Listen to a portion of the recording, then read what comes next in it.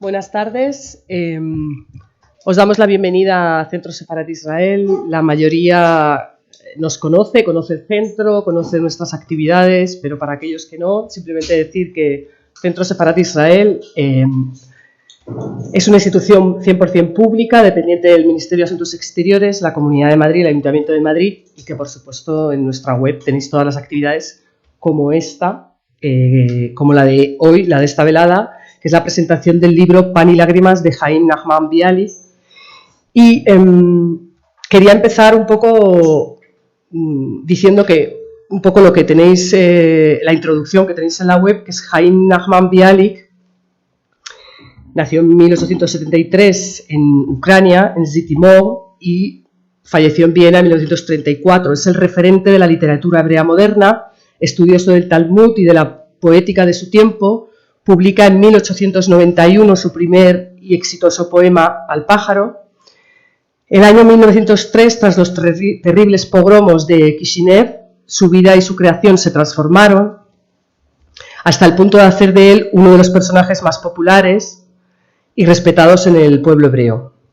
Ahora llega por primera vez de la mano de Raquel García Lozano y de esta edición de la editorial Sígueme, esta edición bilingüe español-hebreo, Pan de Lágrimas, una obra que reúne poemas del autor en torno a la idea del llanto. Tal y como se define en la obra, poemas sagrados para custodiar en la memoria aquello que impide al mal proferir la última palabra. Y paso a presentar a los dos ponentes. Es un placer presentar a mi amiga y profesora Raquel García Lozano, que es doctora en Filología Semítica y profesora titular del área de Estudios Hebreos del Departamento de Lingüística, Estudios Árabes, Hebreos y de Asia Oriental. Se formó en España en la Universidad Complutense de Madrid y en Israel en la Universidad Hebrea de Jerusalén, donde se especializó en lengua hebrea moderna y en literatura hebrea contemporánea. Su tesis doctoral, la poesía de Yehuda Amichai, presentada en 1997, fue la primera realizada en la Universidad Complutense sobre literatura hebrea contemporánea. Su labor investigadora se enfoca en la literatura hebrea moderna y contemporánea y, fundamentalmente, en la narrativa y la poesía israelíes de los años 50 hasta la actualidad. Por último, su labor está centrada en la traducción del hebreo al castellano de las obras de los principales autores israelíes. Por supuesto, ha traducido, como bien sabéis, la obra completa de Amos Oz, el autor más reconocido internacionalmente de la segunda mitad del siglo XX, y también ha vertido al castellano obras de autores tan importantes como Lea Goldberg, Yehuda Amichai, Avraham Ben Yoshua, David Grossman, Yoram Kaniuk, Bat Yagur, Hanoch Levin y Sayed Kashua. Destacan sus trabajos de investigación dedicados a la literatura hebrea sobre el Holocausto y también ha traducido varias obras que abordan el tema, entre otras, algunas de las novelas más conocidas de Aaron Appelfeld, cuya obra en su totalidad gira en torno a la Shoah. Y paso a presentar a nuestro segundo ponente, que es el filósofo Miguel García Baró, que lo conocéis, yo creo que es muy conocido también, pero para aquellos que no, porque esta sesión también se graba y luego se puede ver en nuestro canal de YouTube, publicidad. Doctor en Filosofía por la Universidad Complutense de Madrid, ha ejercido como profesor titular en dicha universidad, como profesor invitado en muchas otras de España y América, y ha sido investigador adscrito al Consejo Superior de Investigaciones Científicas. Es renombrado filósofo, lo de renombrado lo he dicho yo, miembro de la Real Academia de Ciencias Morales y Políticas de España, fue catedrático en la Universidad Complutense de Madrid y en la Universidad Pontificia de Comillas. Sus investigaciones y trabajos recorren un amplio arco de temas: teoría del conocimiento, ontología, filosofía de la religión, pensamiento judío, pensamiento de la antigüedad y la Edad Media y fenomenología. Es un autor muy prolífico, eso también lo digo yo. Entre sus numerosas publicaciones destacamos, por ejemplo, por escoger algunas, La verdad y el tiempo, Categorías, intencionalidades y números, Ensayos sobre lo absoluto, Edmund Husserl, Husserl, ya lo americanizaba yo, Vida y mundo, la práctica de fenomenología, Introducción a la teoría de la verdad, de Homero a Sócrates, Invitación a la filosofía, filosofía socrática, etc. Así como obras más recientes publicadas en Ediciones Sígueme. Y me acaba de decir que él es también el responsable de la colección de filosofía, ¿no?, de la editorial Sígueme. Y sin más, les cedo la palabra. Gracias.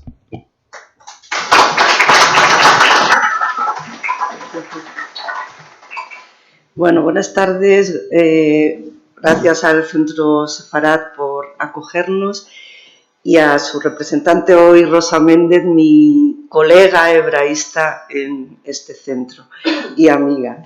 Gracias a todos por venir y sobre todo quiero dar las gracias al profesor García Baró por acompañarme en la mesa amablemente, a nuestro editor Eduardo Ayuso y bueno, yo simplemente voy a hablar un poco del contenido que hay en este libro para que luego se animen a leerlo y enseguida voy a dar paso al profesor García Baró, que es lo más importante de este acto. Este proyecto empezó en la Feria del Libro de 2021, hace 3 años y medio, por un encuentro casual en la caseta de Ediciones Sígueme y se ha cerrado también en la Feria del Libro de este año, cuando ya pudimos firmar este maravilloso libro con una edición fantástica. Por cierto, no quiero que se me olvide también agradecer al maquetador José Ángel Velasco, porque dio la casualidad que había estudiado algunos cursos de hebreo en la Universidad de Salamanca y eso ayudó muchísimo a la edición, al ser una edición bilingüe, a que no pasasen esas cosas que a veces pasan con el hebreo, que no sale al revés todo, que queda pues a veces bastante desastroso, y en este caso pues ayudó mucho que él tuviese también conocimientos de hebreo para esta edición bilingüe que ha quedado fantástica, así que muchísimas gracias a todo el trabajo editorial. Con Bialik vamos a recorrer desde Odessa a Tel Aviv, los dos lugares que ahora están en plena guerra, y eso es en estos momentos algo también inquietante. Hace justo un siglo que Bialik dejó Odessa para trasladarse a Tel Aviv. Creo que casi todo el público que hay aquí, mucho del conocido, sabe quién es Bialik. Pero si yo tuviese que decir quién es Bialik, diría que es alguien que ama la lengua hebrea, ante todo, que dedicó toda su vida al hebreo. Él podía haber escrito en yiddish, podía haber escrito en ruso, incluso en alemán, y haber tenido un público mucho más amplio, pero decidió escribir en hebreo y lograr que el hebreo sobreviviese, porque para él la supervivencia de la lengua hebrea significa también la supervivencia del pueblo judío. Debía escribir en la lengua de los profetas, en una lengua que no se hablaba desde hacía siglos y que estaba en peligro de muerte, en el mismo peligro que se encontraba la población judía del este de Europa en esos tiempos convulsos marcados por los pogroms y las guerras que le tocó vivir. Además de esto, como ya ha adelantado Rosa, es el poeta en lengua hebrea más importante de la Edad Moderna y uno de los intelectuales en lengua hebrea más destacados de todos los tiempos, diría yo. Generaciones y generaciones de escritores le rinden homenaje en sus obras. Generaciones y generaciones de niños crecieron leyendo sus poemas infantiles. Generaciones y generaciones de personas conocieron los antiguos tesoros de la cultura hebrea gracias a su labor editorial. Generaciones y generaciones de lectores se acercaron a la literatura universal por medio de sus traducciones. Bialik volvió a convertir el hebreo en una lengua de cultura que traspasó los muros de la sinagoga y las escuelas rabínicas para llegar a la imprenta en forma de novelas, poesía, ensayo. y más tarde a las bocas, que volvieron a darle sonido a esas letras cuadradas que tantos siglos habían estado guardadas solo en los libros.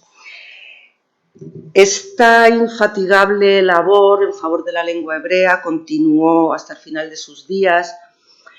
Prueba de ello, por ejemplo, es una carta que le dirigen las autoridades de la Universidad Hebrea de Jerusalén en 1930, apenas 4 años antes de su muerte, donde lamenta que le hayan dirigido ese comunicado en lengua inglesa, ya que dice la Universidad Hebrea debe redactar todos sus escritos en lengua hebrea y no en lenguas extranjeras. Hay que decir que es verdad que en esta época estamos durante el mandato británico, donde también la lengua inglesa como el árabe eran lenguas oficiales, pero su insistencia fue constante hasta su muerte.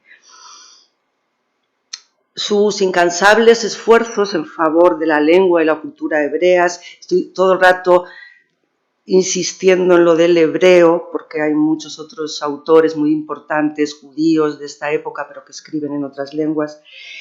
Este esfuerzo no solo se aprecia en su poesía, sino también en una importante labor como editor de revistas, fundador de editoriales en las que va a trabajar sin descanso para publicar pues, todo el patrimonio cultural judío, la poesía medieval hispano-hebrea, la nueva literatura hebrea de su época, la literatura universal, como he dicho, traducida, y también en su constante interés por inculcar esa lengua y esa literatura a las jóvenes generaciones. Para ello va a escribir muchísimos poemas, cuentos para niños, hacer adaptaciones de obras para niños. Esa parte de su obra no está incluida en esta edición, pero va a ser muy importante, sobre todo al final de su etapa. Resumiendo, la nueva literatura hebrea, que se inicia en el siglo XIX en Odessa y que va a continuar desarrollándose después en Palestina, después de la Primera Guerra Mundial, no podría entenderse sin el ingente legado que dejó Chaim Nachman Bialik. Y ya después de esta pequeña introducción voy a pasar a hablarles de lo que hay en este libro, Pan de Lágrimas. Voy a empezar por el título. Ningún poemario de Bialik tiene título, o mejor dicho, todos tienen el título poemas. Durante los casi 3 años que he estado trabajando en la selección y traducción de estos poemas, pensé que era importante que el libro tuviese un título y no apareciese también simplemente como poemas. Y para encontrar el título me sirvió de inspiración mi otro querido poeta, que ya ha mencionado también Rosa, Yehuda Amichai, porque Amichai titulaba todos sus libros de poemas con un verso o una parte de un verso de uno de los poemas que había en ese libro. Y como el motivo que recorre casi todos los poemas, si no todos, de esta selección son las lágrimas o una lágrima en singular, lágrimas derramadas, pero sobre todo lágrimas retenidas en la garganta, lágrimas tragadas, decidí tomar parte de un verso de su famoso poema Shirati, mi canto, donde el poeta se pregunta por el origen de su poesía y responde a esta pregunta que esa poesía procede del pan que su madre amasaba de noche mientras caían a la masa las lágrimas de sus ojos. Y el poema termina diciendo: y cuando repartía el pan caliente a sus hijos, su masa horneada, su pan de lágrimas, yo lo tragaba y a mis entrañas llegaba su suspiro. Ese pan de lágrimas, por tanto, es el título de esta obra.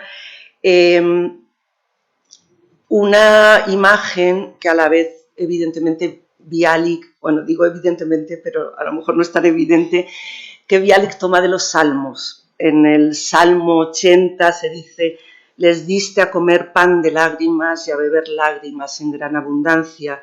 O en el Salmo 24 se dice: mis lágrimas han sido mi alimento de día y de noche.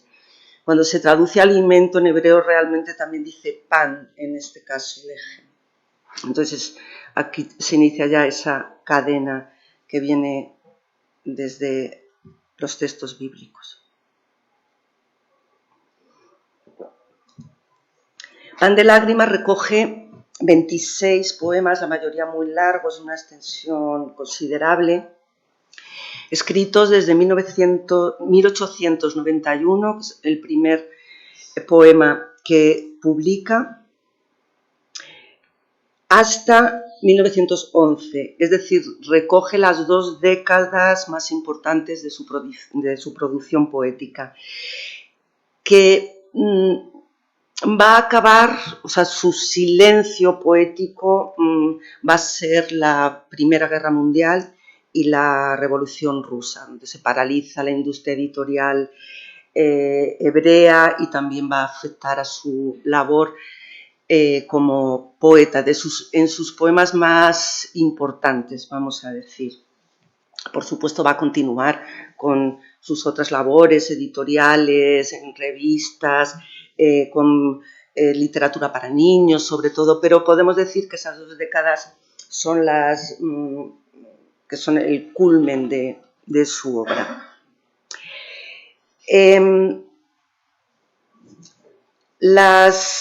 Los 2 primeros libros que se publican de los poemas de Bialik, el primero en 1901, el segundo en 1908, en este segundo de 1908, en una nota, dice, escrita por el propio Bialik, dice que tampoco esta vez el orden de los poemas es el que le hubiera gustado. Y añade que contra el deseo del autor los poemas no siguen un orden cronológico, sino que están recogidos por temática. Y no va a ser hasta la publicación de su obra completa, hasta ese momento, en 1923, cuando aparezcan ya sus poemas por orden cronológico. En ese primer volumen de poemas aparecen poemas por orden cronológico, después poemas populares, podríamos decir, y aparte, en la parte final del libro, poemas narrativos.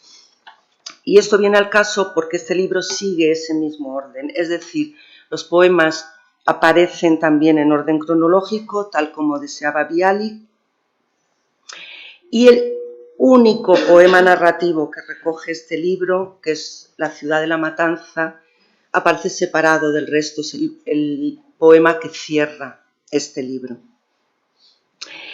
El motivo principal de esto, de que aparezca al final y no cronológicamente 1903 como debería ser, es por una parte la gran extensión del poema, está compuesto de 272 versos, pero también porque de alguna forma es un libro en sí mismo, donde nos narra este poema narrativo un momento crucial en la historia del pueblo judío, que es el pogrom de Kishinev, precisamente,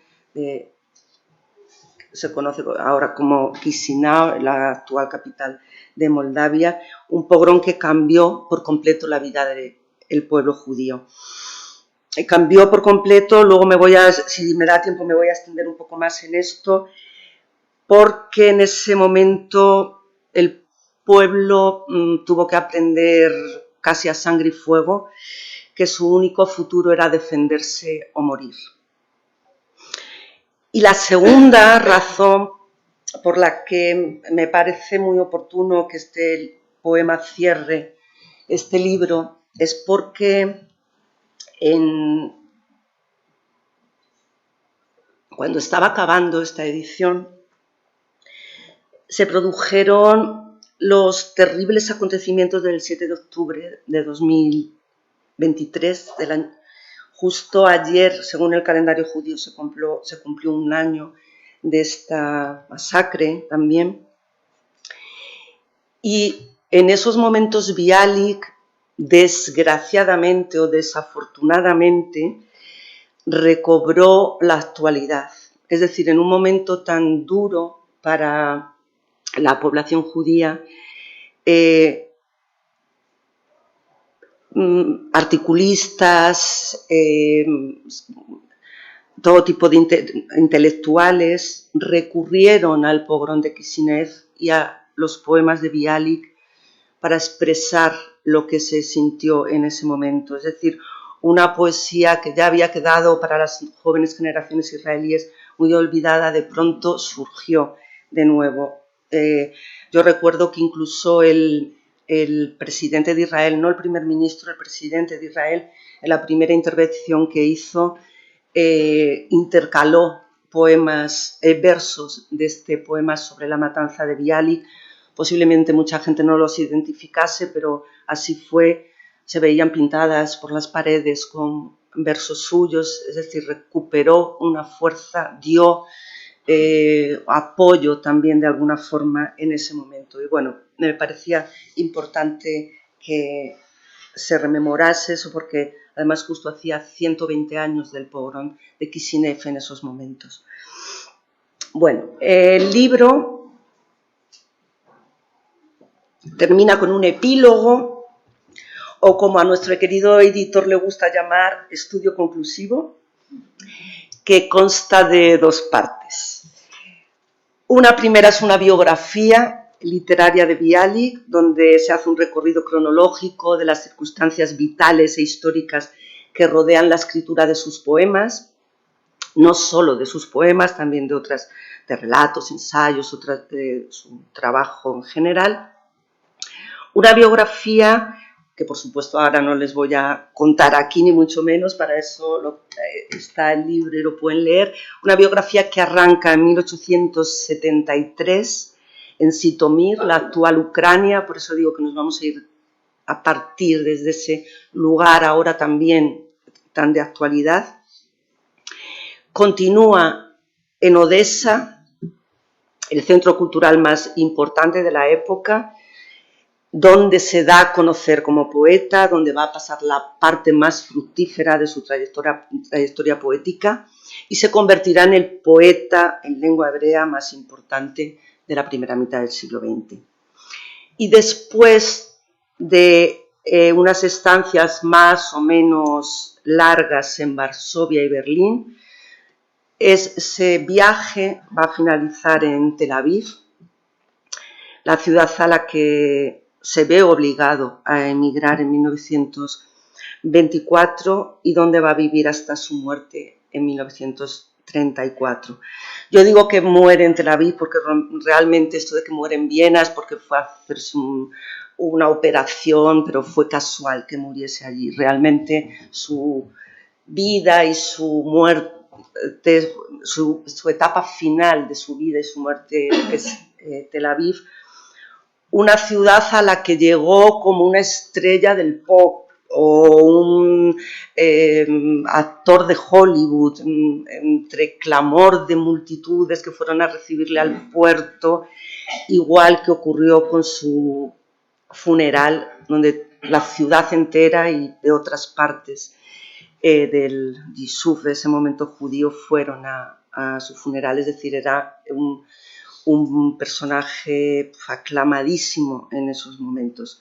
Algo que, no voy a entrar en eso, pero también le pasó factura de alguna forma, esa exposición continua, bueno.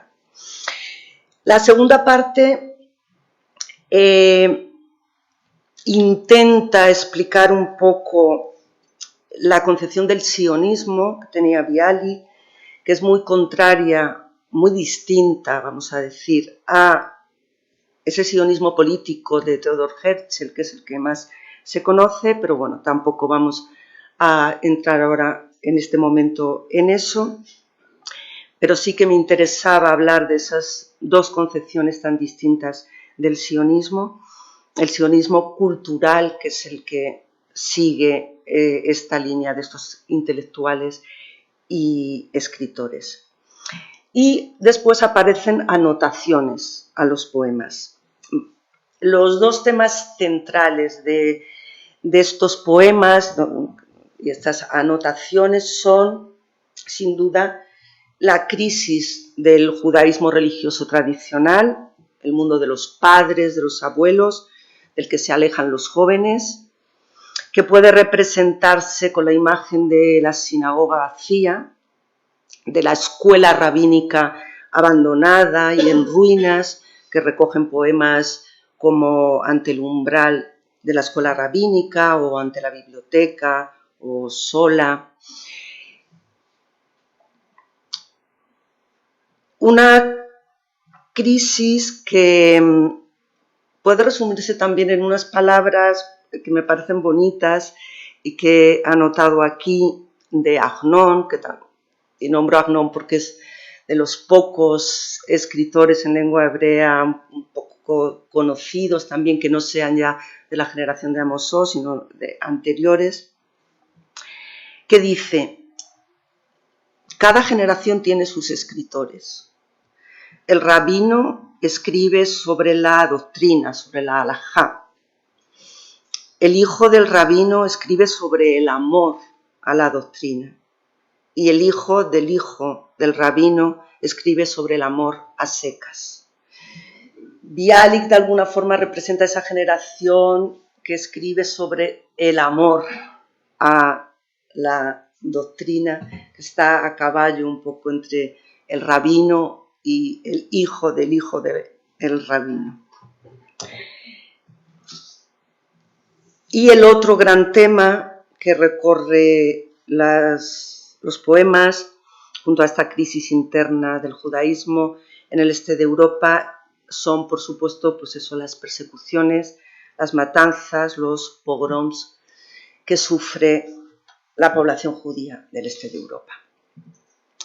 Son especialmente importantes los escritos tras el pogrom de 1903 de Kishinev, que ya hemos mencionado, y el de 1905 en Odessa, del que él fue testigo, y en el que la población judía de la ciudad sufrió la mayor oleada de muerte, violencia y destrucción de todo el imperio ruso, con destrozos de propiedades judías, murieron 800 personas en 4 días de disturbios, en fin. Estos acontecimientos también están de alguna forma reflejados en gran parte de los poemas que aparecen aquí.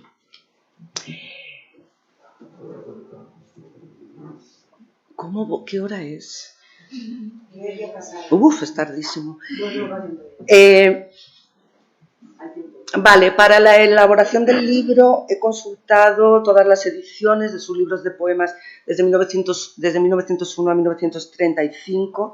El último, que es pues eso, justo un año después de su muerte, que recoge su obra completa, además de publicaciones de conferencias, de cartas. Por eso verán que aparecen citas de cartas que se han publicado, de conferencias.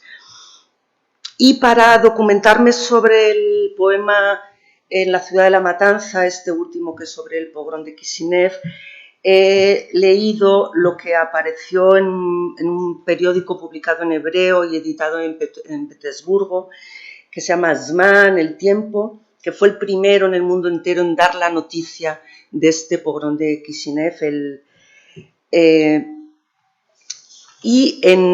Voy a ver si intento decirlo en unas palabras.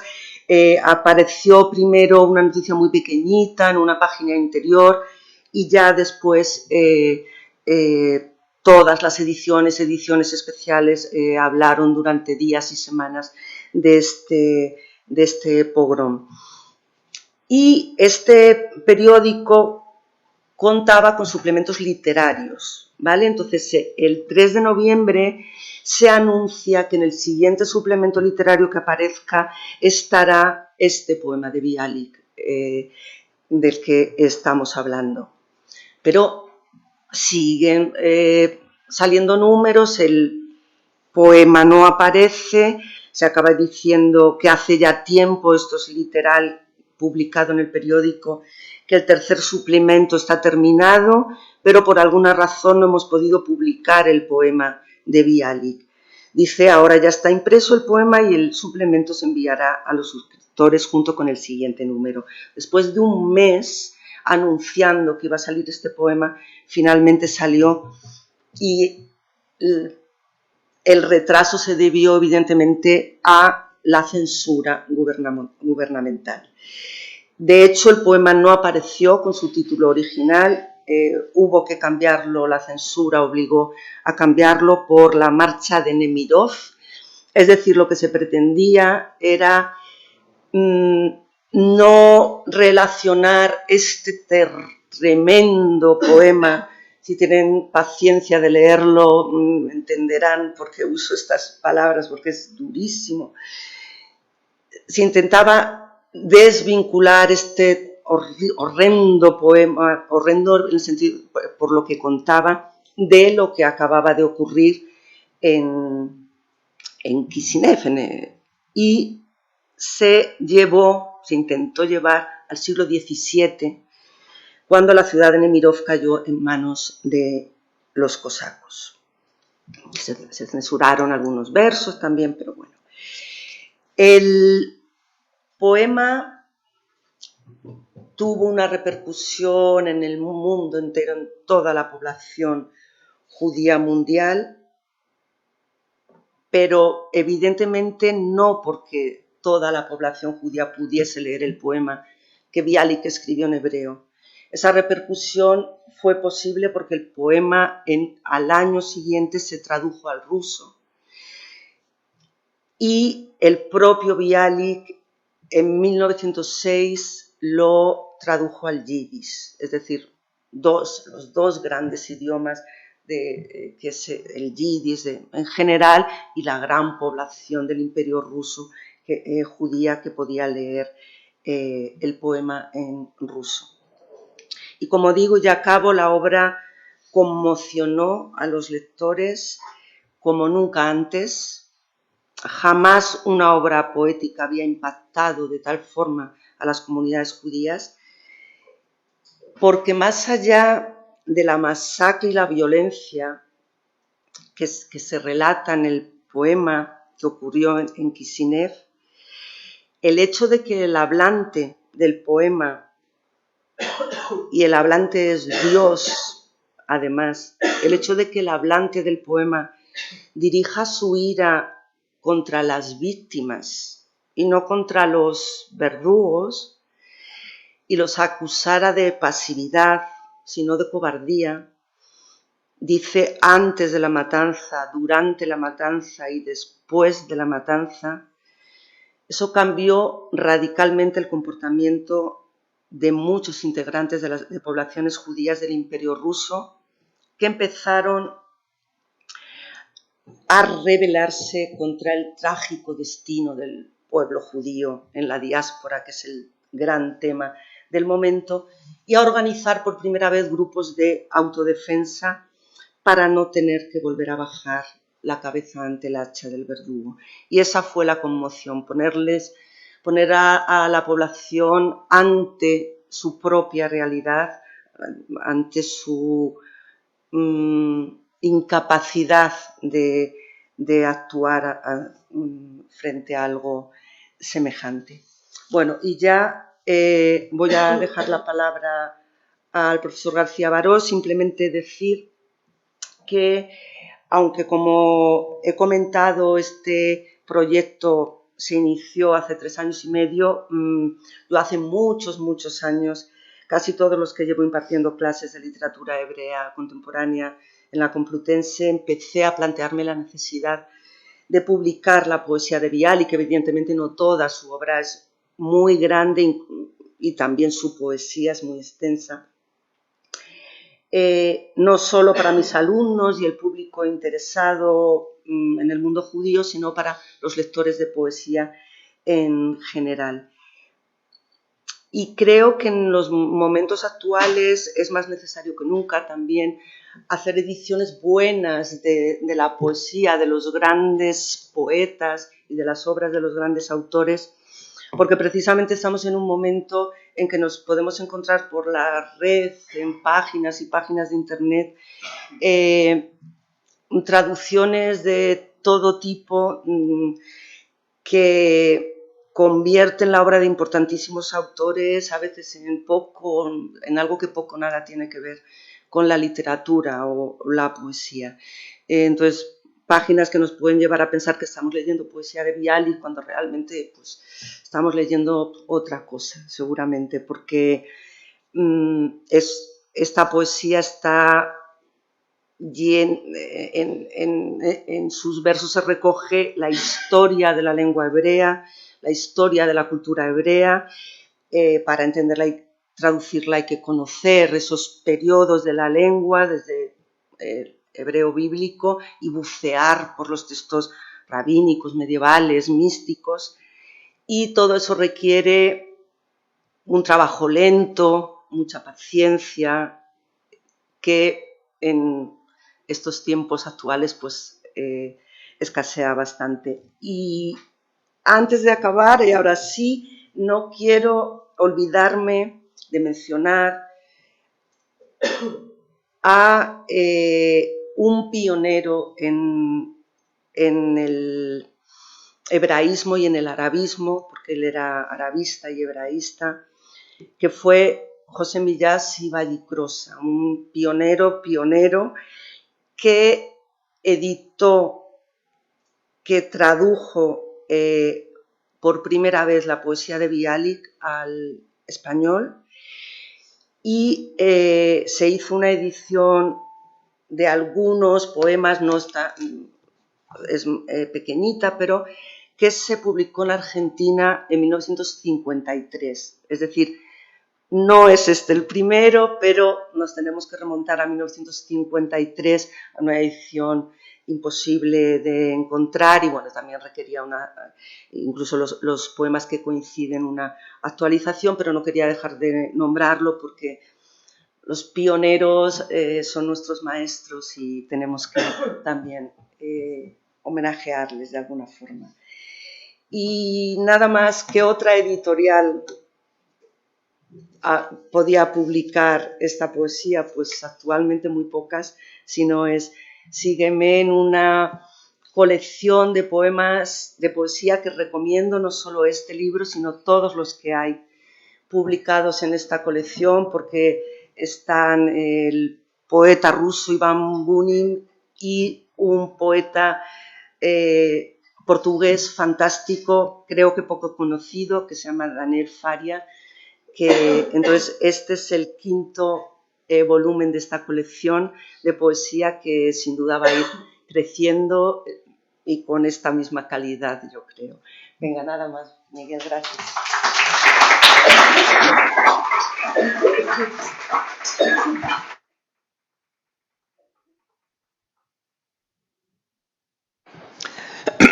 Buenas tardes. Evidentemente lo más importante era lo que tenía que decir Raquel, pero yo estoy muy agradecido a que ella haya insistido en que después de la casualidad que nos reunió hace años y que dio origen a este libro, pues cuando se llega a la conclusión de este proceso, pues esté yo también aquí presente. El libro yo creo que es uno de los más hermosos por su contenido y por su elaboración física de los que se hayan podido publicar en todo el año en España. Me parece un libro absolutamente excepcional. El introducirse en él, además, produce una seducción, queda uno subyugado por lo que los poemas nos dicen, y se tiene, gracias al libro, un contraste tremendo con la superficialidad de la vida corriente y con nuestra manera tan habitual de meternos en problemas que casi no lo son, en discusiones estúpidas, en angustias tontas, ¿no? Hay aquí una realidad de lo que es la existencia humana en todas sus fases, no solamente en las más dolorosas, que arrebata a cualquiera, ¿no? Por eso me gustaría que el libro pudiera difundirse muy ampliamente, porque creo que no hay una cosa parecida desde hace mucho tiempo en nuestra cultura. Además, el bilingüe, para los que amamos mucho el hebreo pero no lo conocemos todavía del todo, no lo suficiente, el bilingüe está vocalizado. Es decir, que hasta yo podría recitar ahora en hebreo partes del poemario. Eso es una bendición realmente, ¿eh? Yo recuerdo cuando las extraordinarias traducciones de Raquel, sobre todo del libro del amor y la oscuridad de Amos Oz, ¿no? La no vocalización de ese libro pues costaba que uno, incluso con la traducción al lado, luchara ferozmente con el hebreo. En este caso, encima, tenemos esa vocalización que facilita enormemente el disfrute de los poemas. Después está el hecho de que Raquel se ha referido brevemente a su trabajo. Ha sido muy esforzado, pero es que da lugar a dos estudios conclusivos, o casi tres, ¿no? Porque uno es el biográfico, Bialik, otro es ya un trabajo más sobre el contenido, y después hay incluso un pequeño comentario introductorio a cada uno de los poemas. Pero es que ahí Raquel ha escrito cosas realmente extraordinarias, algunas de las cuales son clave para entender el libro completo. Ha puesto Raquel aquí una cantidad de belleza y de fuerza en su letra realmente admirable. Y eso pues no lo ha destacado, y es totalmente una injusticia casi absoluta. Imaginen que en el principio de su estudio conclusivo recuerda Raquel cómo Bialik una vez dijo: quien utiliza una lengua extranjera, quien conoce el judaísmo en traducción, es como si besara a su madre a través de un velo. Cuando terminamos el estudio, leemos: espero, dice Raquel, haber logrado que el velo sea lo bastante fino como para que los labios que no pueden tocar la piel de la madre puedan sentir los pliegues y arrugas de su rostro, un esbozo de sonrisa, una mueca de dolor y una tez que sigue siendo cálida y hermosa a pesar de la edad. Y después, en otro momento esencial de este estudio, sobre el que tan deprisa y tan injustamente ha pasado Raquel, hay una explicación del centro del libro que es extraordinaria. Yo pensé que ella nos iba a leer algunas de las zonas de los poemas donde el pan de lágrimas aparece, pero realmente no lo ha hecho. Y aquí, en la página 139, descubre Raquel parte del secreto del libro de esta manera. No solamente se refiere a las lágrimas de la viuda pobrísima, amasando lo poco que tenía en su casa, para que después los niños comieran, sí, el pan, pero las lágrimas con el pan. Y no solo se refiere al profeta Ezequiel, sino que dice: desde entonces comprendió Bialik que las lágrimas se tragan, se comen, nunca se vierten, pues son el alimento de los versos, senderos de fuego y nieve ensangrentados. Desde entonces el poeta dirá como el salmista: son mis lágrimas mi pan día y noche. Esa es la clave realmente del libro. Lo que encontramos las personas que nos acercamos a Bialik, por cierto, espero que Kiryat Bialik no haya sido bombardeado hoy, puesto que las bombas han llegado justo hasta el límite de esa población anoche. Los que nos acercamos a este poemario y a la figura de Bialik, pues por primera vez, porque no teníamos viejas traducciones muy difíciles de encontrar, no eran suficientes, entonces el conocimiento que los tratados de literatura nos dan de Bialik, pues evidentemente no tiene nada que ver con la realidad de leerlo. Primero de todo, comprendemos algo que dijo de Bialik, que dijo del poema sobre la matanza de Kishinev, Joseph Klausner, que es una de las personas a las que yo admiro más de todas aquellas de las que tengo noticia. ¿Sabéis? El historiador que era tío abuelo de Amos Oz, el historiador que ya vivía en Jerusalén y que fue sometido, pues, su propia biblioteca a infinidad de pérdidas y de catástrofes. Estaba ya allí antes de la fundación de la Universidad Hebrea, allí permaneció. Klausner dice que el poema, los 272 versos creo que son de ese poema, es seguramente uno, si no el poema más importante que ha leído en su vida, el más conmovedor, el que lo ha sacado de sus casillas, el que lo ha dejado imposibilitado durante todo el día a hacer ninguna otra cosa más que meditarlo. Esa meditación, acaba de recordar Raquel, se refiere precisamente a la dificultad de tener que decir, he aquí que hay los torturadores. Pero, y este es un mensaje esencial en Bialik, he aquí también que está cómo el bien tiene que resistir al mal. Y esa resistencia es infinitamente complicada y yo creo que es lo que más aprende uno leyendo el conjunto de Pan de Lágrimas. Es infinitamente complicada porque se puede, claro, responder al mal con el mal, a la violencia con la violencia, pero voy a leer algunas cosas absolutamente esenciales. Por ejemplo, en la página 69, digo el número de la página para no estar en silencio demasiado tiempo mientras la busco, pero en fin, da igual, ¿no? Dice de repente Bialik, maldito sea el que diga venganza. Una venganza así, la venganza por la sangre de un niño, aún no la ha creado Satanás. No se puede ser más sutil y más profundo en la caracterización de cómo tiene que empezar a ser la reacción ante la persecución, la tortura y el mal. Sí, la sangre misma atravesará el abismo, dice el verso siguiente, pero el grito de venganza, ni Satanás ha sido capaz de crear algo semejante a lo que merecería quien ha matado, quien ha hecho caer la sangre de un niño.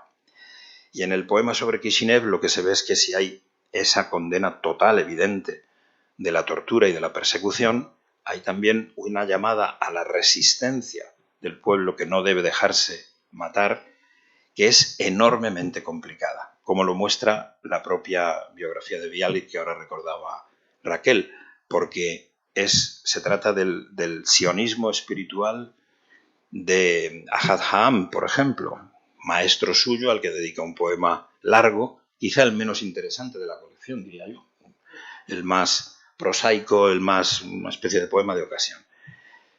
Pero ese sionismo espiritual, parecido al de Rosenzweig, que bueno, estaba ya tan enfermo en esta época Rosenzweig que no se podía trasladar de Frankfurt a ningún otro lugar, ni hubiera querido, puesto que se resistió al viaje que hizo Scholem y al no viaje que casi intentó Benjamin, los tres amigos que estaban en torno a la nueva escuela de estudios judíos en Frankfurt al principio de los años 20.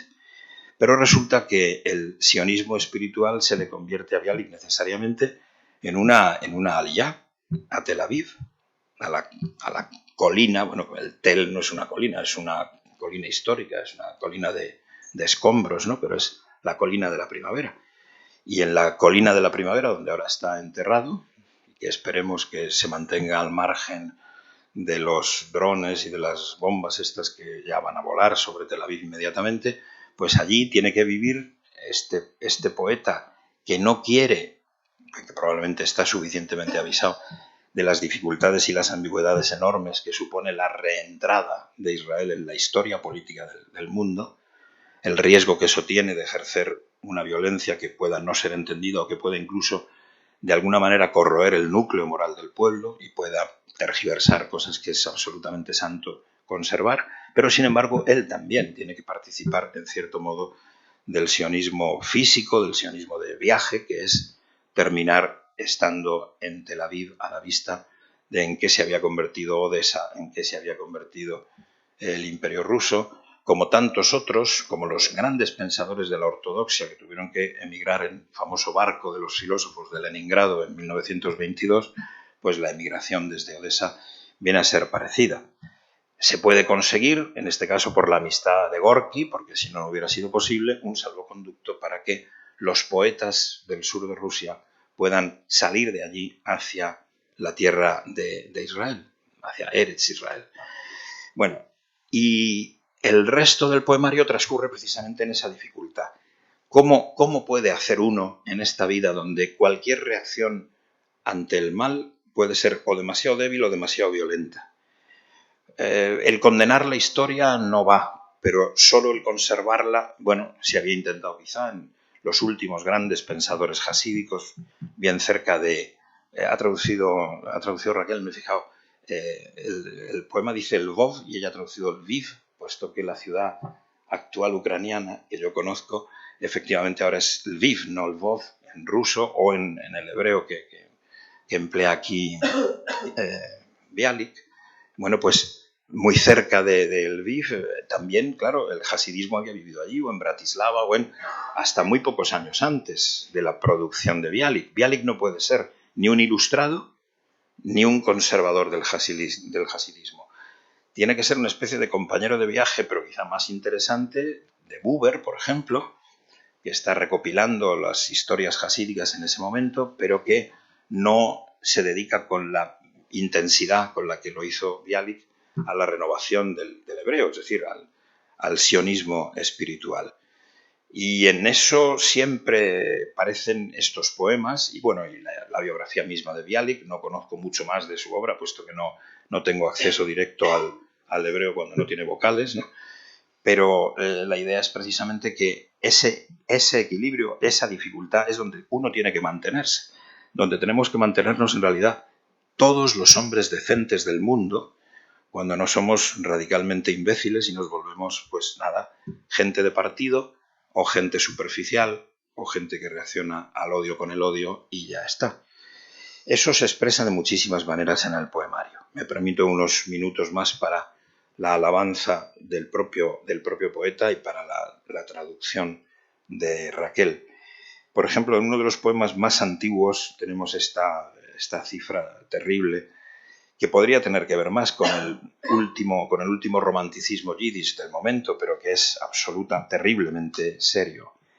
De todos los consuelos que existen, Dios me dejó solo dos. ¿Cuáles? Dan ganas de leerlo ahora en hebreo, pero en fin. Recuerdos amargos y, en realidad dice im-com, pero y, recuerdos amargos y lágrimas en los ojos. Esos son los consuelos. Los recuerdos y las lágrimas. Las lágrimas que no se vierten, sino que se comen y te alimentan. Con los recuerdos y con las lágrimas tienes que trazar un futuro que es hacia lo desconocido. Y realmente en este momento hacia lo absolutamente desconocido. Es muy poco después, fue el momento en que no ya solo publica Herzl el Judenstaat, se produce la famosa cuestión de la marcha, de la creación de un Estado en Ruanda, en fin, y un debate intensísimo en la sociedad judía entre la asimilación, la escala en plan duro, y estas renovaciones que estaban ya presentes en Hermann Cohen por un lado y después mucho más activamente en Rosenzweig y en otros por otro lado. Pero eso es una alternativa enormemente compleja y Bialik está como justo en el corazón, en el centro de toda esa lucha. Los consuelos, hay muchos más, pero Dios solo me ha dado dos. Y esos dos que le pertenecen al judío de una manera extraordinariamente fuerte son los recuerdos amargos y las lágrimas en los ojos. Es decir, también una reacción ante eso que no es pasiva, sino que está llena de un dolor creativo, de un dolor activo. Hay infinidad de otros elementos del mismo nivel en el poemario. Voy a citar alguno más para que haya tiempo. Son las 7. Vale, porque decía de 6 a 7, entonces no. Bueno. Por ejemplo, algunas contradicciones típicas. Aparecen metáforas que después se hicieron tan frecuentes en Wiesel, en muchos más, ¿no? La nube que todo lo oculta, la nube que tiene que ser barrida por el viento y que luego pues contendrá en los poemas en prosa feroces de Wiesel pues la esperanza de la humanidad entera que se vuela polvo desde las chimeneas de la Shoah. Pero en algún caso, por ejemplo, dice Bialik encontrarse en una especie de extraordinario vacío. Sus reflexiones nocturnas expresan esto, pero de una manera profundamente contradictoria. Miro hacia la tierra aunque me dirijo a las alturas, es decir, mi relación con Dios es bien compleja porque yo no puedo permanecer en el Beit HaMidrash, donde me he educado, donde me he formado, pero tampoco puedo condenarlo. No puedo pasar solo a ser un transmisor del hasidismo, ni menos un mero transmisor de la escala. ¿Y dónde me sitúo? ¿En qué sitio estoy? Pues entonces él dice, sí, miro hacia la tierra, precisamente porque me quiero dirigir a las alturas, ¿y qué es lo que encuentro? Ninguna imagen, ningún sonido, pero ahora dice de repente, solo tormenta y noche. No hay sonido, hay tormenta, pero resulta que es como un no sonido. Es la tormenta y la noche, que viene a ser, ciertamente, la noche es la carencia de imagen, pero la tormenta es la presencia de un sonido continuo, tremendo, ¿no? Que casi no puedes oír porque tampoco tienes una reacción clara que dirigir contra esto. En algún poema pues hay una alabanza fuerte del sionismo casi tipo Herzl, los últimos muertos del desierto, lo hace notar en su comentario Raquel, desde luego. Hoy o mañana el viento sofocante compartirá con el cuervo el cadáver del último de los esclavos. Y el sol se alegrará al proyectar por primera vez luz sobre una generación fuerte. Es como una alabanza de lo que pueda venir después, las generaciones ya sabras y tal, que puedan crear un modo de ser judío prácticamente desconocido, imposibilitado, no desconocido, imposibilitado desde hace siglos. Como un Yehudá Leví, pero claro, no hay la necesidad de ir a Eretz Israel a que te maten, ¿no? A desaparecer en medio, no, sino ir a una reconstrucción enormemente complicada, enormemente sutil, que tiene que ser antes espiritual que política, pero que no podrá dejar de ser política, y que con eso volverá a meter al pueblo judío en la historia política de la humanidad, lo que no quería Rosenzweig, lo que Bialik temía, pero estaba dispuesto a afrontar, con las consecuencias que veremos cuáles son, puesto que estamos precisamente en ese momento tensísimo de la historia en que estas cosas están otra vez en juego. No más pan liviano, ni codornices, ni maná del cielo, comerás el pan fruto del esfuerzo y del trabajo de tus manos. Pero este poema es el más favorable a esa reacción incluso política, porque en muchos otros casos lo que encontramos es precisamente esta estabilidad a medio camino, que a mí me parece, lo he dicho ya antes, como la posición más propia del hombre decente que no se duerme del todo, que aún está un poco despierto, cosa que yo creo que cada día nos es a todos más difícil. Fíjense en este fragmento de un poema maravilloso que se titula Ante el umbral de la escuela rabínica, donde se dice: no he recogido mieles en mi tortuoso camino desde que nos separó el espíritu maligno. Perdí la esperanza en Dios, todo mi mundo se desmoronó. Estaba con el agua al cuello y sin embargo no me hundí. De tu sombra apacible, Beit HaMidrash de la escuela rabínica, de tu sombra apacible no me arrojaste de vacío. Tus bondadosos ángeles, pero si he perdido a Dios, si he perdido a la escuela y se ha desmoronado todo, y sin embargo, tus bondadosos ángeles me acompañaron por el camino. ¿Y qué son esos ángeles? Un pensamiento fecundo, una mente clara, un corazón firme cuando me flaqueaban las piernas. Y aunque me pudo mi enemigo y me dejó sin nada, yo salvé a mi Dios y Dios me salvó. Más contradicciones en menos versos es difícil encontrar. Y sin embargo son contradicciones profundamente sensatas y sabias, creadas por un tipo de conocimiento que no lo pueden dar los meros conceptos, sino la belleza que, como veis, realmente, aunque sea tocar el hebreo besar el rostro de la madre a través de un velo, esta manera de traducir a Bialik, pues realmente permite que el rostro entero esté presente, estén, como antes decíamos, las arrugas, la sonrisa y también las lágrimas. En algún otro lugar volvemos a ver esto mismo, esta tensión de pero ¿qué se puede hacer si realmente estamos todos pillados en una terrible ambigüedad? Sabemos que por algunas cosas hay que luchar, desde luego, lo que nos inspira la cantidad de recuerdos amargos que todos, incluso los que no somos judíos y no tenemos esa historia, que evidentemente nos llena de una responsabilidad que casi es inimaginable para quien está fuera de esa comunidad, de esa tradición.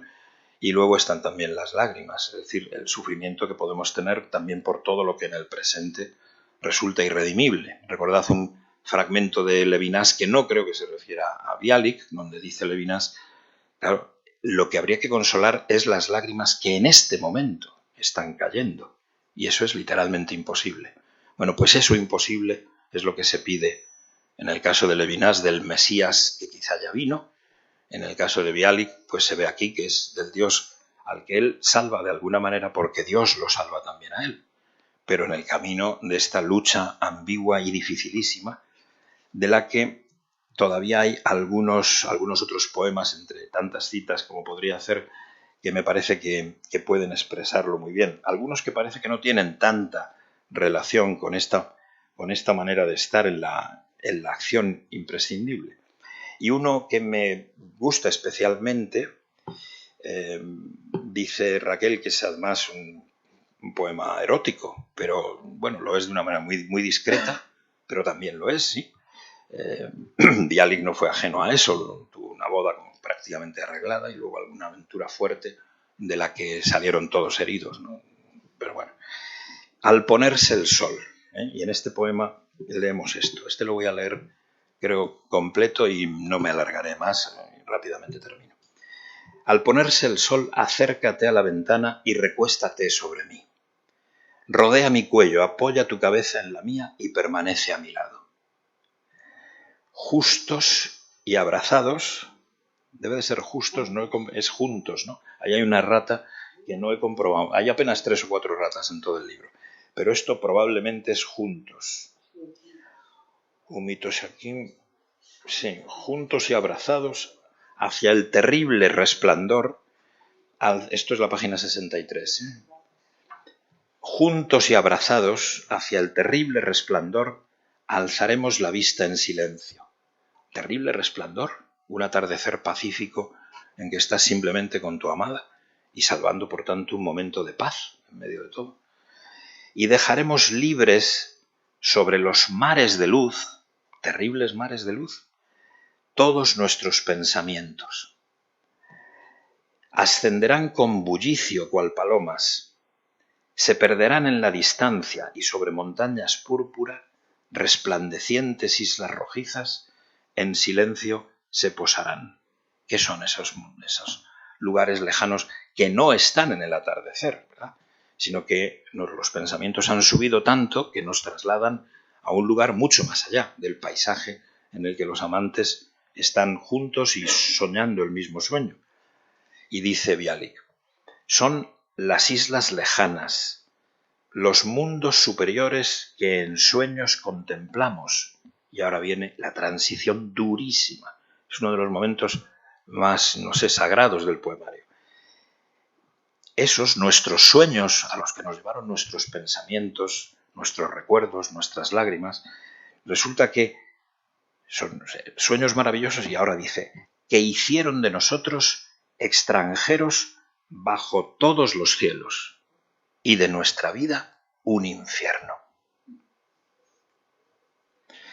Son las islas doradas que ansiamos como una tierra natal, que todas las estrellas de la noche nos señalaron con un tembloroso rayo de luz.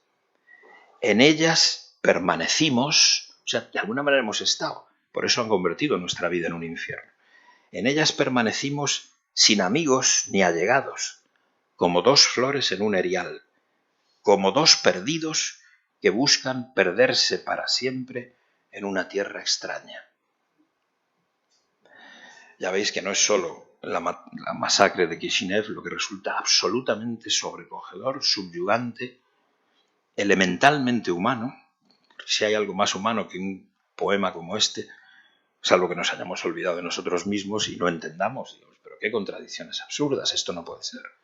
Los sueños a los que nuestros pensamientos nos llevan y nos trasladan más allá de un atardecer amoroso y a la vez terrible, porque terrible sigue siendo el mundo donde vivimos, ¿cómo van a haber hecho ellos de nuestra vida un erial, un infierno, que hayamos solo florecido nosotros dos allí y que así estemos perdidos allí y seamos todavía gente que incluso se vuelve aquí, buscan perderse para siempre, ¿pero dónde? En una tierra extraña. Eretz, pero no Eretz Israel, en una tierra extraña. Bueno, simplemente esto es la idea para los que no hayáis leído antes a Bialik del interés extraordinario que tiene cualquiera de estos poemas, que hay que leer muy despacio, y a ser posible, yo recomiendo esto siempre a mis alumnos en cualquier otra lengua, pues también en hebreo. Mis alumnos no suelen saber hebreo. Bueno, Rosa fue en parte alumna mía, de ahí también esas alabanzas disparatadas, pero yo le dirigí el TFM, o sea que todo hay que tomárselo con parsimonia. Bueno, y finalmente, Raquel conoce una cantidad extraordinaria de literatura buenísima que no conocemos los demás. Yo no puedo comprometer a la dirección de Sígueme a que además de versos, a Mihai, luego hablamos de eso, pues se traduzcan más cosas, pero cuando yo leo en la página 124 esta rápida sucesión, pues siento una envidia enorme, porque hoy conocemos afortunadamente a los grandes escritores israelíes del momento, que son muertos ya Mossos todavía, pues hay un par de ellos que realmente son lo mejor que hay hoy en el mundo. A mi gusto, infinitamente mejor que la literatura judía de Nueva York, pero infinitamente mejor. No voy a decir, a mí me aburre Paul Auster, vale, bien, bueno, y otros, pero en cambio no me aburren en absoluto los grandes relatos actuales israelíes, ¿no? Y aquí cita entonces rápidamente Raquel. Mija Yosef Berchichevsky, no sé cómo hay que leer eso, 80.000 consonantes y ninguna vocal, ¿no? Joseph Chaim Brenner, Chaim Bialik, Vidas, le habrían llamado los castellanos de Burgos en el poema del Cid, ¿no? Raquel y Vidas, ¿no? Bueno, Joseph Chaim Brenner, Uri Nisan Nessin, David Fogel, Abraham Ben Yitzhak, Uri Zvi Greenberg, Abraham Shlonsky, Shmuel Joseph Agnon, ese sí, un poquito, Hayim Hassas. Yo no sé, pero podría decir, editor de Sígueme, por favor, traduzcamos también literatura narrativa judía de este estilo, porque nos estamos perdiendo algo extraordinario y mira, no podemos seguir leyendo. Bueno, iba a decir Ruiz Zafón, no quiero, ya muerto no me voy a meter en... Pero no podemos, o sea, hay cosas que no, en fin, francamente no. Y en cambio, esta literatura no la conocemos. Afortunadamente hoy sigue, gracias al esfuerzo de Raquel y de algunas, hay un par de traductoras realmente muy meritorias, ¿no? Que han hecho cosas extraordinarias con la literatura actual israelí, pero no con estos pioneros a medio camino entre el yiddish y el hebreo, que realmente valdría la pena que fueran revisitados. Y yo creo que eso dará también una repercusión y una luminosidad a la cultura judía, que en un lugar como el nuestro pues no la tiene, porque ¿qué es lo judío? La Biblia, el Talmud no se conoce, el Zohar no se conoce, ¿qué más es lo judío? Y no sabe uno a qué acudir, ¿no? Este resplandor de la cultura judía en la ambigüedad de la respuesta que hay que dar al mal, ¿no? En la dificultad, no la ambigüedad, es que es dificultad, yo la he llamado ambigüedad porque estás oscilando, ¿no? Entre un sueño maravilloso, una realidad terrible, pero ese sueño también es terrible, y lo que tú debes hacer no sabes exactamente lo que es, aunque sea desde luego guardar el recuerdo amargo, guardar las lágrimas, eso es una consolación, pero ¿de qué te sirve si no la transmites a las nuevas generaciones, ¿no? Y bueno, en su caso Bialik, bueno, tradujo hasta a Cervantes, es verdad que no del español, pero bueno, y no completo, es decir, hizo un esfuerzo enorme como el que hoy vemos, y todavía cuando podamos volver a ir a la Universidad Hebrea de Jerusalén, vemos que está traducida toda la literatura mundial allí. Es decir, que se han traducido hasta autores aparentemente tan ajenos a todo ello como puede ser Kierkegaard. No, pues está traducido al hebreo también, ¿no? Bueno, ese esfuerzo lo empezó Bialik y en ese sentido tenemos aquí pues una personalidad tan admirable como Klausner, o por lo menos de ese nivel, o como Amos Oz. Y Raquel, y por cierto también Eduardo Ayuso, nos han hecho un enorme regalo. Y repito, el libro, yo creo que no hay un libro tan hermoso en todos los sentidos desde hace años en el mercado español. Así que muchas gracias, Raquel.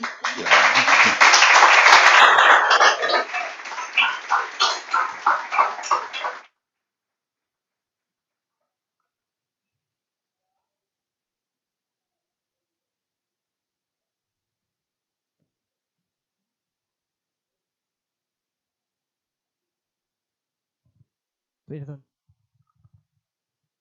¿Hola?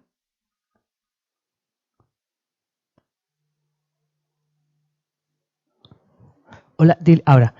Bueno, que decía que vamos a pasar al turno de preguntas, pero yo voy a hacer una pregunta, una petición. Y es que si Raquel nos puede leer un poema, porque me ha encantado, es verdad, que tenía que haber leído a un poema, me ha encantado cómo los ha leído. Uno o una parte de uno, A ver. ya que... No, en español. En español. Que... Gracias. Y ahora pasaremos al turno de preguntas. No me da mucha vergüenza, no. A ver, es que el problema es que son, como decía, que son muy... El problema es que son muy largos. Yo había pensado leer... Lo que pasa es que Miguel ya ha leído el final, el de sobre la masacre, porque es también de ese momento de 1903, pero es corto. Es muy, muy, muy conocido de Bialik y bueno, si queréis puedo leer este. Aunque ya digo que Miguel ha leído el final. Pues puedes leer sola. No, pero es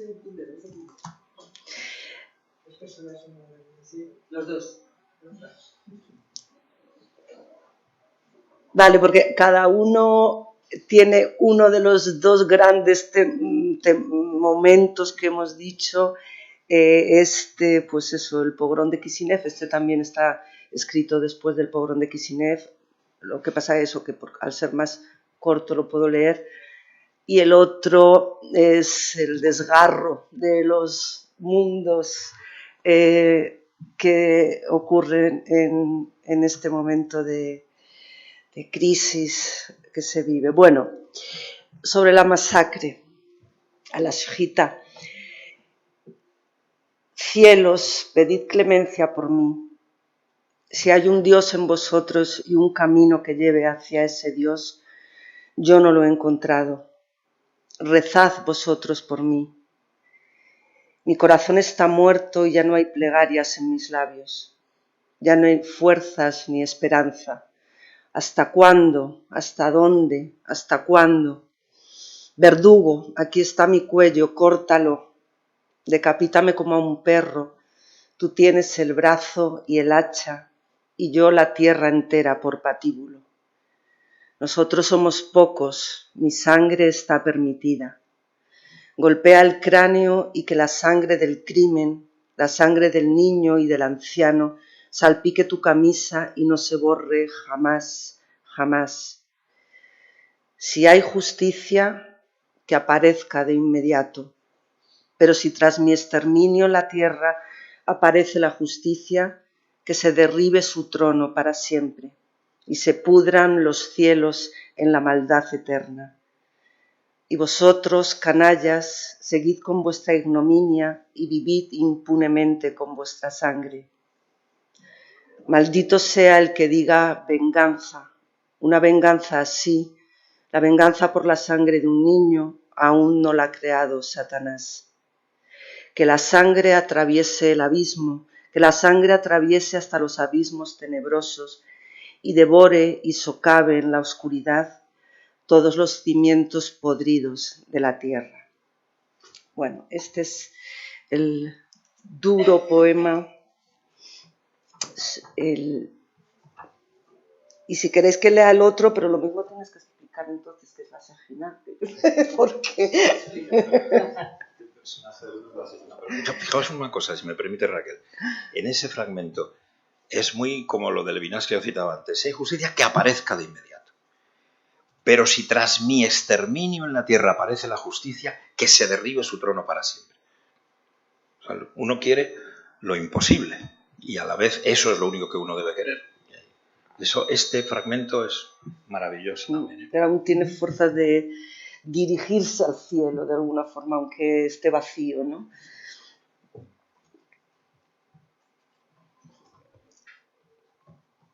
A ver un momento que busque sola. Lo que pasa es que en sola hay una palabra que se ha mantenido en hebreo. que Miguel será tan amable, si queréis luego, de decirnos, porque es un poco en cuatro palabras. Cuando yo me refiero a mis alumnos que no tienen mucha idea de esto, a la Shejina, yo les recuerdo que hoy en hebreo el vecino se dice Shahen. Eso es una manera de guiarse hacia... Es verdad. Es verdad. Es como el que está a tu lado, ¿no? Vale, este es un poema completamente distinto. Le Badi. A todos se los llevó el viento, a todos los arrojó la luz. Un canto nuevo celebró el amanecer de sus vidas, y yo, un tierno polluelo, fui olvidado bajo las alas de la Shejina. Me quedé solo, y el ala derecha rota de la Shejina temblaba sobre mi cabeza. Mi corazón sabía que temía por mí, por su hijo, por su único hijo. Expulsada ya de todos los rincones, tan solo un pequeño y desolado escondrijo le quedó, la escuela rabínica, y allí se ocultó en la sombra, y yo permanecí con ella en la aflicción. Cuando mi corazón anhelaba la ventana, la luz, cuando el espacio me resultaba estrecho bajo su ala, ella inclinaba la cabeza en mi hombro y sobre la página de mi Talmud caía una lágrima. Lloraba en silencio reclinada sobre mí, como protegiéndome con su ala rota. Todos han volado con el viento, todos, y yo me he quedado sola. Una especie de elegía muy antigua, una especie de plegaria, de súplica angustiada, oía yo en aquel llanto callado y en aquella lágrima hirviente. Este es el poema que a alguien del público tanto le gusta. Si os fijáis, la lágrima de la Shejina y la lágrima de la madre, que está en el comienzo de todo. La Shejina, el aspecto femenino de Dios, el aspecto que ha quedado disociado de Dios, lo explica además muy bien Raquel aquí, me hace hablar a mí de esto, pero... Bueno, pero citando a los maestros en esto porque no es... Pero, bueno, justamente eso que ha quedado escindido en Dios y que luego por eso pueden muchos poemas y el Zohar, de alguna manera también, decir que la Shejina va al exilio, puesto que ha quedado descindida esa parte como femenina de Dios y es quien recibe antes los tiros de la historia y no el pueblo. Aquí está reducida prácticamente a nada, está solo con el propio poeta, con el ala rota, acogida a una de estas escuelas en donde el poeta no puede seguir viviendo, de donde de hecho es que huyó, vamos, cuando se le quisieron educar ahí, no recuerdo ya si era en Sitomir o dónde, ¿no? Pues entonces tiene que huir a Odessa, pero sin el permiso de su mecenas, con 18 años, hay que salir precisamente de eso, ¿no? Y aquí, en cambio, la Shejina se siente sola, como si no hubiera nadie en la tierra que estuviera respondiendo a lo que de verdad es necesario, y llora como llora su madre. Y sin embargo, en un ambiente donde él tampoco puede permanecer, ¿no? A mí es lo que me subyuga del libro, esta imposibilidad. Es decir, aquí tenemos una estancia tranquila, aquí no pasa nada, aquí podemos permanecer porque ya está, ¿no? No, si no... Un momentito. ¿Se oye? Sí. ¿Queréis que lea el primer párrafo en hebreo? ¿La primera estrofa, perdón? ¿O no? No. Sí. ¿O no? ¿De este? Sí. Vale, léela. empiezo. Kulam nasa aruach, kulam sahav aor, shira hadasha et boker, chayehem irnina, ואני גוזל רך, נשתכחתי מלב, תחת כנפי השכינה. Para alguien que... Vale. Vale, preguntas. Sí, no, yo solo quería hacer un comentario. Es algo que tiene que ver con la grandeza poética de Bialik, que es un tema que con Raquel ya lo he hablado, me gustaría hablarlo.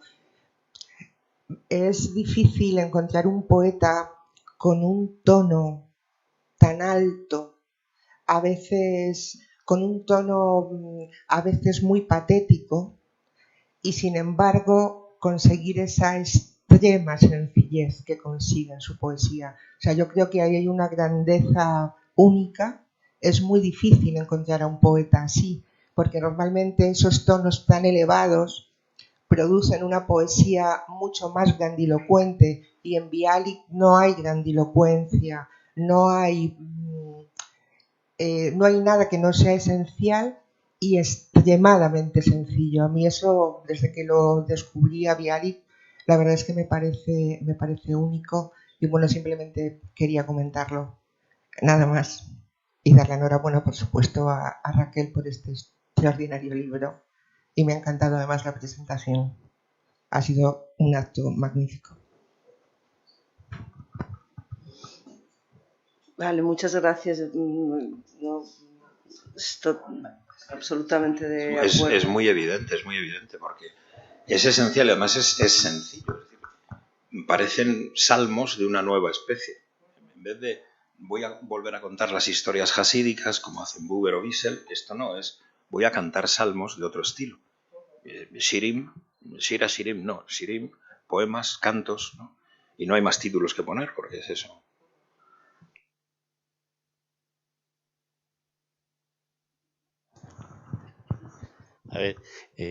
A ver, el libro es un libro de lamentaciones con una enorme carga de espiritualidad y algo reivindicativo de justicia, ¿no? Siempre hay algo de justicia reivindicando lo de Israel. Y lo segundo es, cada verso que amasa las lágrimas no logrará apagar la sed ni saciar el hambre de justicia, nada más. A ver, ¿me contesta? Es muy claro, el tzedek, ¿no? La manera en que hay que enmendar los caminos de la historia, claro, eso está presente por todas partes. Lo que no se sabe bien es cómo aplicar la justicia en cada caso. Es una ansia que el hombre tiene que tener, que le puede llevar a disparates y le puede llevar a acciones pues peligrosas y le puede... Pero lo interesante es que no podemos pasarnos sin eso, y entonces que la poesía en este caso tiene que ser también un órgano de conocimiento y un órgano de promoción de la acción, ¿no? Por eso recordaba Raquel antes el enorme impacto cuando ya se tradujo, Jabotinsky, no sé quién lo tradujeron, creo que al inglés también se tradujo pronto, o no llegó a traducir. Bueno, no era tan interesante el inglés para la población judía mundial entonces. Pues claro, es esta acusación que todavía hoy me voy a permitir una cosa un poco dura, ¿no? Va uno a Yad Vashem y no encuentra este poema de Bialik. Porque, claro, hay un terrible esfuerzo por encontrar ahora, desde hace muchos años ya, 10, 12 años al menos, focos de resistencia armada judía contra los nazis, ¿no? Y a eso dedica Yad Vashem un enorme esfuerzo. Pero también, claro, cuando uno ve tantas fotos, tantos que responde a esto de como corderos al matadero, surge un afán, si quieres, de justicia y de ¿pero por qué? Yo suelo representar a una madre que se ve como le están asesinando con el niño, ¿no? Pero hombre, tírate a los ojos del nazi. Primero de todo. Y ya veremos, bueno, te van a matar igual. Y eso lo notas muy fuertemente. Yo lo dije así discretamente en Yad Vashem porque eso llama mucho la atención y porque, como se ha dicho tantas veces, uno no se puede poner en el papel de quienes estuvieron allí y entonces. ¿Cómo se reacciona cuando estás allí y entonces? Tú no eres uno de esos, ¿eh? Aunque haya habido algún escritor español muy conocido que haya terminado alguno de sus libros diciendo yo estoy en la Shoah y en no sé qué, eso es un disparate como una catedral. No mencionaremos su nombre porque sí está vivo y probablemente lo recordáis. Bueno, pues claro, eso es muy, muy fuerte, muy duro, y Bialik es muy único en este asunto. De alguna manera, no, las comunidades no deben seguirse portando así. Y es durísima esa manera, ese mensaje. ¿Qué dirías tú sobre la justicia?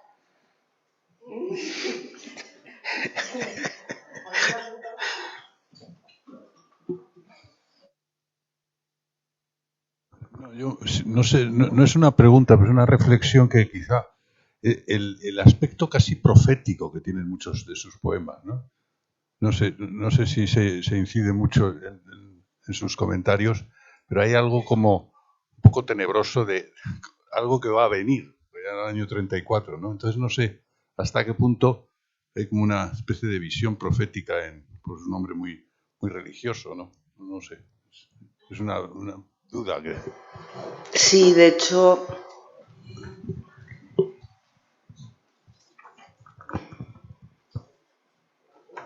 un segundo.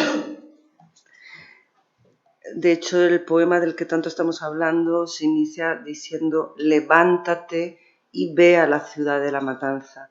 Eso es de Jonás, del profeta tal cual, ¿no? Levántate y dirígete a Nínive. Es, sí, la voz del poeta aquí como un profeta aparece no solo en este poema, es bastante continuo. Precisamente con esa repetición de la poesía profética, porque los profetas están escritos en verso también, de la poesía profética de dirigir, ser una especie de transmisor entre el Dios y el pueblo para alertar de lo que les va a ocurrir si siguen por ahí. Entonces evidentemente algo de ese mensaje puesto de alguna forma en boca de los profetas sí que es, yo creo que claro, ¿verdad? Que está. Y también, bueno, Klausner dice que este poema es como el libro de las lamentaciones, por ejemplo, ¿no? Pero en el poema aparecen rasgos que son más bien típicos de la literatura de Job. Puede ser que no haya ninguna cita del libro de Job, ni implícita, pero por ejemplo hay un verso terrible dentro del poema que dice: ¿quién hay como Dios que pueda soportar tal silencio? Dios lo soporta, los seres humanos no. O sea, es una especie de insulto a Dios tremendo, ¿no? Que me recuerda siempre un midrash famoso que también lo hemos utilizado muchas veces en clases. Hay aquí alguna persona que me ha oído muchas veces esto, ¿no? Es un midrash como humorístico, pero terrible, ¿no? ¿Cómo va a ser Dios omnipotente si mira lo que ha ocurrido, ¿no? Pero el midrash contesta: claro que es omnipotente, mira que no ha destruido el mundo. Para eso tiene que tener un autodominio que nadie, solo Dios puede tenerlo, porque si no, claro, lo que pase, fuera, todo terminado, ¿no? Pero esto es uno de esos insultos tipo Job absolutamente terribles. Estás en el silencio de la ciudad devastada y ¿quién hay como Dios que pueda soportar tal silencio? Yo escribo, me quejo, acuso a unos, a otros, a mí mismo, a todo, ¿no? Pero Dios está callado ahí, ¿eh? Y ya hemos visto cómo hay le rezo pero no le rezo, le grito pero no le grito.